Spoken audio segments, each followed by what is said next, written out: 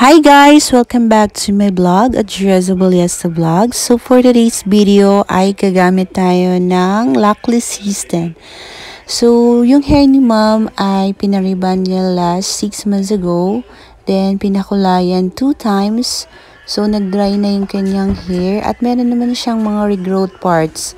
So yung first step na gagamitin natin ay mag-deep cleansing shampoo muna tayo. So yung deep cleansing shampoo na ginagamit natin ay product din from Lockless. So, 2 times muna natin siyang shampoohan at para mawala yung mga residues, chemicals like oils. So, we need to shampoo the hair 2 times para ma-open natin yung cuticle ng hair ni client. Para mamaya pag-apply natin ng Lockless system ay mai-deposit natin ito ng tama sa kanyang hair guys. So, after that ay pinupunasan na natin ang hair ni client. Then, i-blower na natin ito within 100% dry bago tayo mag-apply ng Lockless system.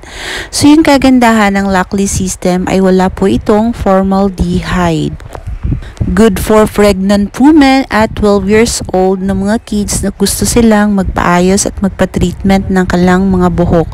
So definitely, ang Lockless system ay maraming benepisyo na makukuha na maayos ang inyong mga buhok. Maaari itong makapagbigay ng mga gandang resulta, magiging smooth, shiny at bouncy ang inyong buhok kapag gagamitan nyo ng Lockless system. Nakakapagpapagaling din ito ng mga buhok na sobrang damage na, frizzy at ini-inject ito sa inyong mga buhok para maging smooth, shiny at bouncy yung effect ng inyong mga buhok. So actually guys, the system treatment of straightening hair uses a non-essential amino acids that occurs in keratin to straighten as well as strengthen your hair. It's this hair treatment if you have tight curls. The ingredients relax your hair with using natural additives like formaldehyde. So formaldehyde free po ang Lockless system. So safe po ito sa mga buntis, mga bata at mga may sakit gaya ng asthma at kung ano-ano pa. So, maganda yung benefit ng Lockless system to protect our hair from damages, decreases the frizz and adds shines. Your hair will be easy to maintain after the treatment. System treatment reduces about 60% curl volume on ethnic hair and 70% curl volume on a Caucasian hair. And any system hair treatment will last between 12 to 16 weeks depending on how you take care of your hair. Yes, you can get a follow-up treatment, but it is advisable not to get repetitive system, keratin or straightening treatments. You may want to offer a more permanent and promising treatment. Ano ba yan? Nag-i-English na tayo guys.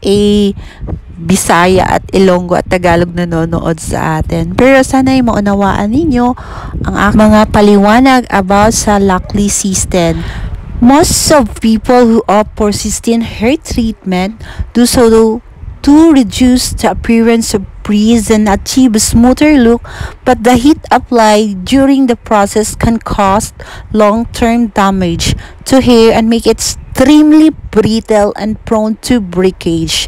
It also changes the hair structures and strip away its natural oils. Cysteine is an amino acid commonly found as a component of total parenteral nutrition, a thiol containing non-essential amino acid that is oxidized to form cysteine. However, although cysteine is a necessary part of a well-balanced diet, the extent of its effect on hair loss is limited to providing some essential nutrients your hair needs for a healthy growth.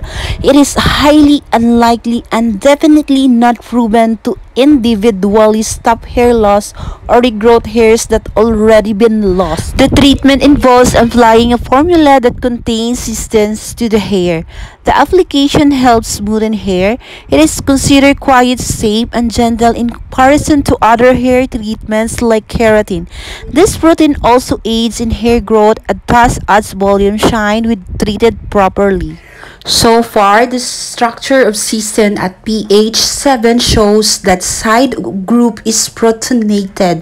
So we must conclude that even though the pKa is 8.33, the sulfide drill is acting as an acid that isoelectric point. Pl is the pH at which the zwitterion is the dominant species, which is net positive. So why is cysteine is special? Because it has a very reacted sulfide drill group at its side chain. This puts cysteine in a special position that cannot be replaced or substituted by any other amino acid, because disulfide bridges formed by cysteines reduces our permanent component of protein and primary structure. So, ayan na guys, medyo lumalalim na yung pag-aaral natin dito sa cysteine. So, after that ay, ayan, nababad na natin siya. So, ibababad nyo lang yung Laxley cysteine ng 30 to 45 to 1 hour. So, mas maganda 2 hours na ibabad para talaga sumiksip or sumipsip yung gamot sa kaloob-looban ng buhok ni Madam. So, you can put a cling wrap or a hair cap. So, yung purpose ng paglalagay ng cling wrap or hair cap ay para hindi sumingaw yung treatments sa buhok ni Madam. So, makukulob yung kanyang hair at talagang magiging effective yung result. So, ayan guys, after 1 hour ay banlaw na tayo. So, binanlawan natin. Hindi tayo naglagay ng conditioner at kung ano-ano pa. So, yun lang. Talagang banlaw lang. Tapos, banlawan nyo talaga maigi. Talagang walang maiiwan na gamot sa hair ni Madam. So, ayan guys. Susuklayin nyo lang maayos para pag blower nyo ay hindi magbubukag-kag or ngangarag yung buhok ni client. So, yung gamit natin na blower ay medium lang na heat. So, after medium yan na. So, nakikita nyo na kahit blower pa lang yan guys, nakikita nyo sobrang shiny, bouncy na ang kanyang buhok at hindi na siya gaanong dry. So, papatayuin nyo lang guys ng 100% bago nyo paplansyahin. Wag nyo paplansyahin na mabasa yung buhok kasi magkukause siya ng frizzy at masusunog yung buhok niya. So, ayan. So, after that na natin napatuyo ay magpa-plancha na po tayo. So, recommended na heat na plancha ng temperature na gagamitin nyo ay 180 to 200 degrees. Depende sa types ng hair ni client. Kapag yung buhok naman niya ay sobrang nipis na, so gumamit lang kayo ng 160 to 180 degrees. At bakit nga ba na 160 to 180 lamang yung degrees na gagamitin natin para maiwasan na ma-damage lalo yung kanyang hair na sobrang dry na sa dulo. Kaya yung purpose na yan, yung gagamitin natin na plancha ay hindi gaanong sobrang init like 200 to 240 degrees para maiwasan natin na masira or masunog nga yung buhok ni client. Kasi once na pag paplansyahin mo yan ng 240, imbis na gaganda yung buhok ni client, ang mangyayari ay masusunog lalo. So, ayan guys, para lang din kayo nagpa-plancha ng nagre-reban kayo guys, nipisan nyo lang din, tapos igihan nyo yung pagplancha. So, actually guys, ang Laxley cysteine ay hindi kagaya ng rebond. So, yung rebond ay talagang makukuha yung pinaka 100% na straightening. So, yung Laxley cysteine ay makukuha yung 40 to 60 na straightening effect. So, kung gusto nyo na ang buhok nyo talaga ay talagang bagsak na bagsak, straight na straight, you must go to rebond na lang po. So, kung gusto nyo naman na parang bouncy or just like a volume rebond, go for cysteine. So, ang cysteine kasi guys, hindi siya nakaka-straight talaga sa talagang sobrang kinky na hair. So, bagay lang ito sa mga back jobs na hair, like wavies, like mga flyaways na hair. Yun yung gagawin yung mag-Laxley cysteine. Ang cysteine ay napaka-expensive talaga guys. Sobrang mahal niya. Pero, talagang sobrang matutuwa kayo sa resulta kasi sobrang epektibo po siya. At ayan, after na natin na plancha, yan na po yung naging outcome ng kanyang hair.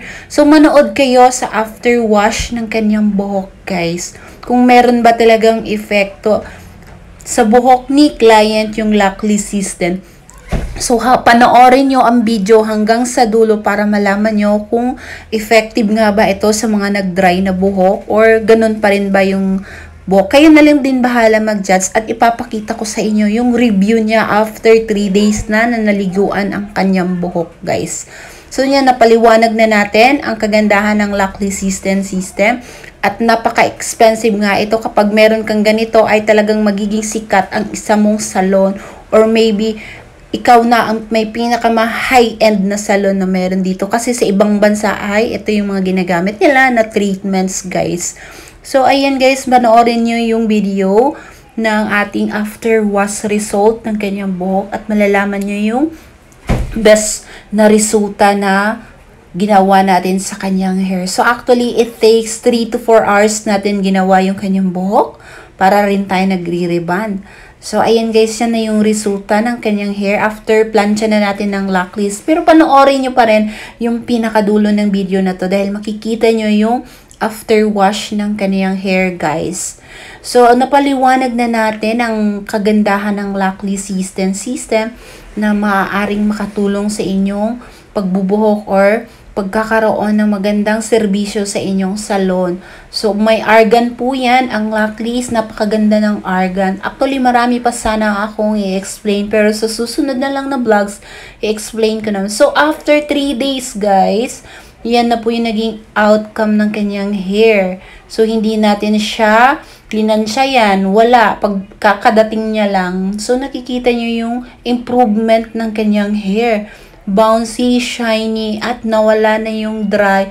At yung kagandahan ng kanyang hair ay talagang smooth, bouncy, at sobrang shine yung naging resulta ng kanyang buhok.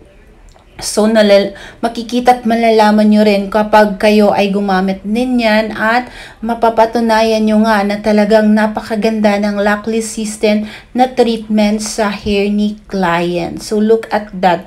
So, sabi ko nga, hindi nakaka-straight yung Lockless ng 100% straightening like ribbon.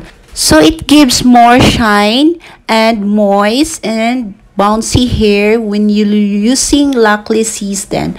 So anyway guys, sa gusto umorder ng Lockless system, just PM me sa aking account sa Arbaliesta or you can PM Lockless Philippines sa kanilang page dahil meron din silang Shopee. Pero pag umorder kayo sa Shopee, lagyan nyo ng Lux Jeresa guys para meron kayong discount guys. Kasi may mga code yan para maka-avail kayo ng discount.